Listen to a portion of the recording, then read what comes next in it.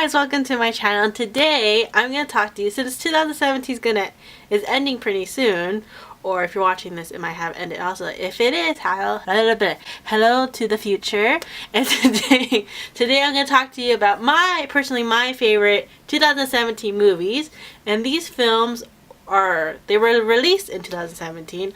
I'll talk about in a separate video about my movies and films and TV shows I like that I watched in 2017 specifically, but they weren't released in 2017, if you can kind of understand what that means. But anyway, so we're gonna start off with my favorite films of 2017 that were released on 2017.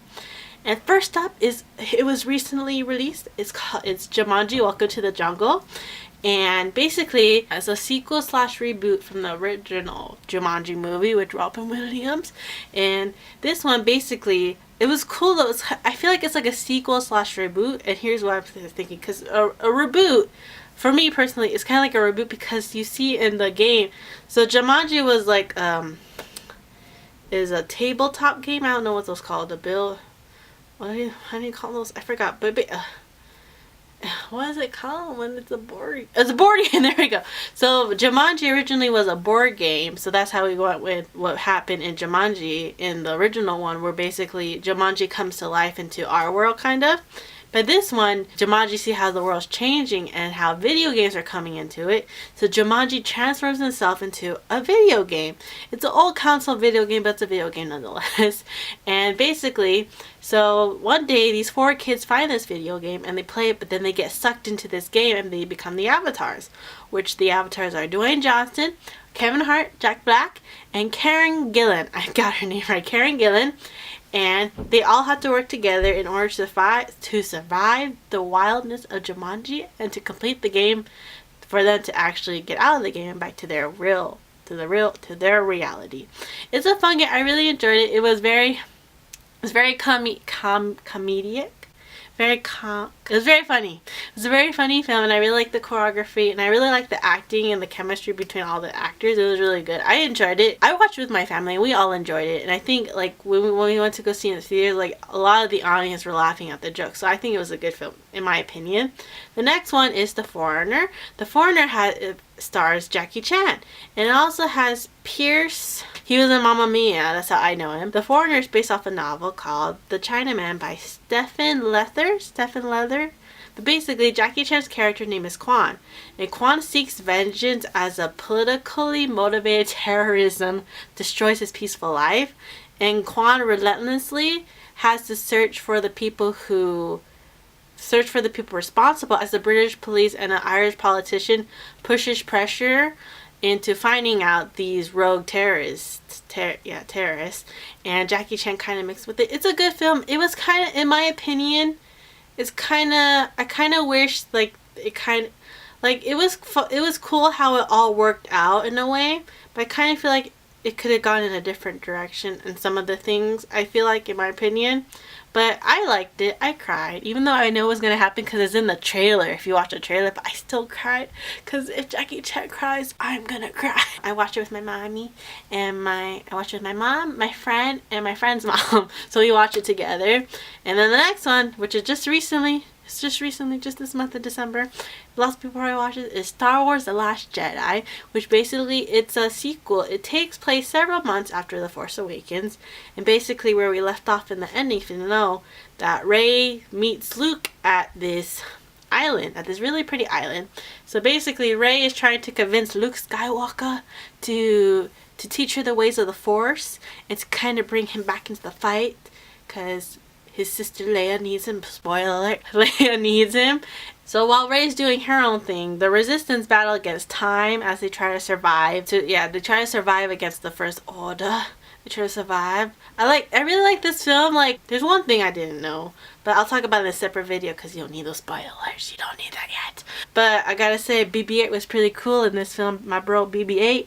But then, so next one, I think I watched it at the beginning of the year. I think probably in the summer. I think it happened during the summer, but it's called Atomic Blonde. And basically Atomic Blonde. It's like a James Bond movie, and basically it happens during the Cold War at MI16.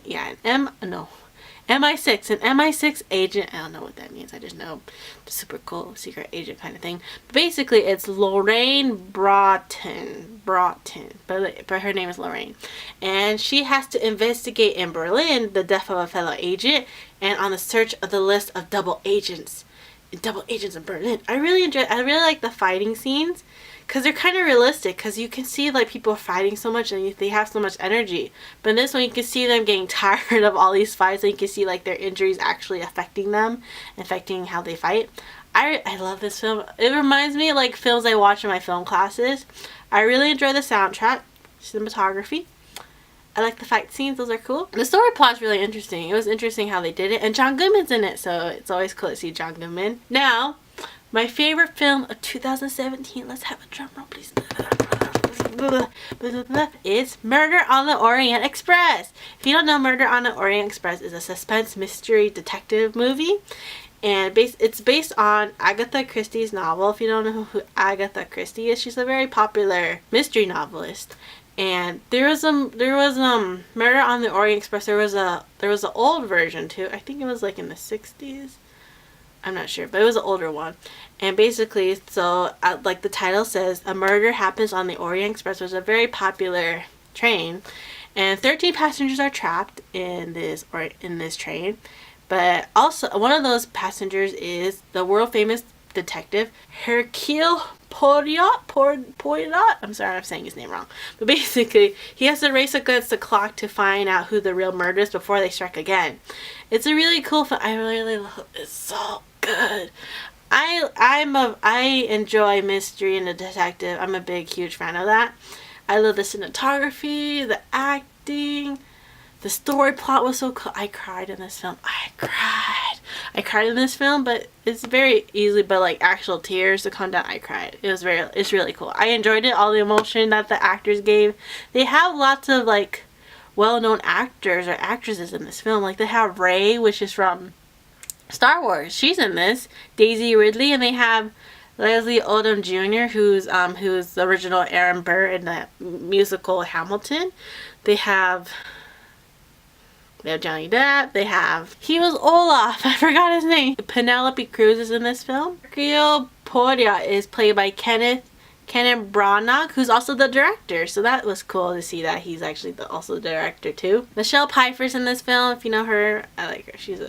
She's in this film also. Josh Gad, that's good. There we go. Josh Gad. His name is Josh Gad. He's also in this film. So there's a lot of well-known actors and actresses that you probably have heard of at least sometime.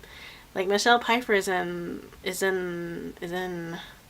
Bruno Mars song. If you listen to it, he's singing. He says her name. Murder on the Orient Express was my favorite one. I went to go see it with a bunch of my other friends. Two of my friends, they enjoyed the film, but the thing that kind of pulled them out of it was basically the investigation scene, which I always enjoy, where they're like talking to different witnesses and trying to connect, like, she says this, he says this, they said this, and like trying to connect who's lying, who's telling the truth, that kind of thing. I always enjoy those kind of scenes. And it was really beautiful. The soundtrack was beautiful. The cinematography was beautiful. The camera work, the editing, it was so good. I can't wait for it to come out on DVD. I hope you guys enjoy this film. Oh no, not this film. I hope you guys enjoy this video and hearing about my favorite films of 2017. And let me know in the comments below what's your favorite film of 2017. And yeah, and I hope you guys like this video. Please give a thumbs up if you do. And I'll see you guys again for my next video. And Happy New Year's if they come out. No, I'm gonna probably do it. But I hope you guys have a good New Year's. And I'll see you guys in 2018. Bye!